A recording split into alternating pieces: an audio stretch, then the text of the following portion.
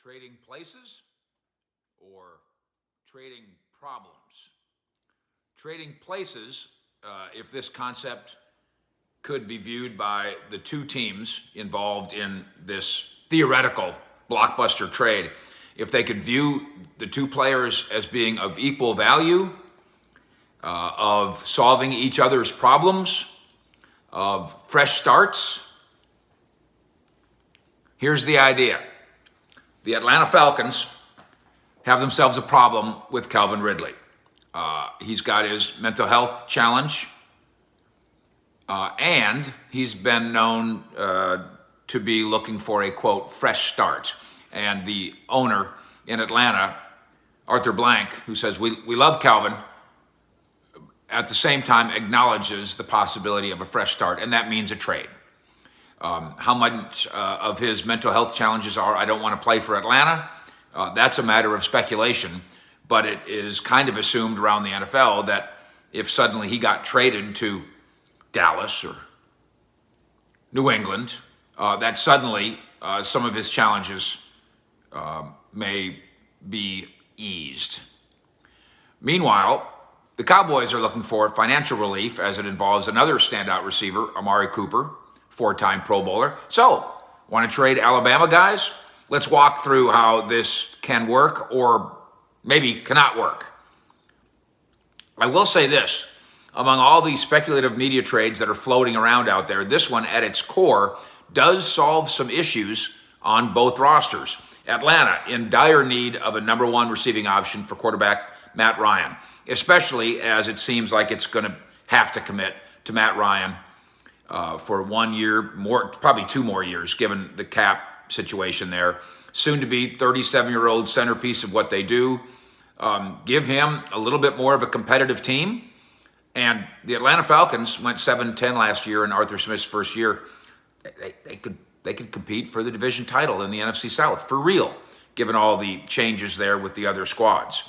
So Ridley at 27, yeah, he'd be just fine as the number one receiver for Matt Ryan, but doesn't seem to want to be that. So you turn to the Cowboys. They have a number one receiver, proven guy, Amari Cooper, just a year older than Ridley at 28. But as you know, he's owed $20 million in the year 2022 this season. That number is fully guaranteed if things go unchanged with him on March 21st.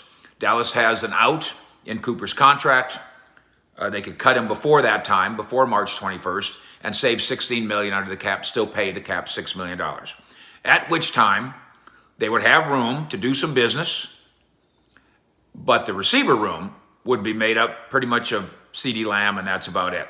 So let's conceptualize another way. The Cowboys could make a trade, save the $16 million, and then turn around and spend the $11 million of the 16 on Ridley's contract. That's what he's due. Now, that's $5 million in cap savings, and you get, for the sake of this argument, you get a comparable player. Is that not enough? That's a start. Would the Cowboys want picks too? I've heard some people say, oh, the Cowboys got to get picks. I'm not sure. Is Amari Cooper better than Calvin Ridley? Are they the same? Is Calvin Ridley a year younger and that makes Calvin Ridley worth more? And the fact that one of them gets paid twice as much as the other, doesn't that make Calvin Ridley more attractive? Again, fresh start, mental health issues. So I've heard some people say, well, the Cowboys have to get a pick. I think the Falcons would argue, no, we need to get a pick. Falcons, cap-wise, presently only have $10 million of room themselves. They would have to move some money to do any business anyway, and they will. But from Atlanta's perspective, no doubt, Amari makes their roster way more competitive than an absent Ridley does. I do think there's a more financially sound way to do all of this. A more financially sound way for Atlanta to deal Ridley, and that's to trade him for a draft pick. And then you use the draft pick on a player who would cost a fraction of what Cooper makes. Maybe that's why, if Dallas and Atlanta ever kick this around, it would be the Falcons asking for the draft pick and suggesting, hey, we're the ones doing you a favor, Cowboys. And the Cowboys would say, no, wait a minute.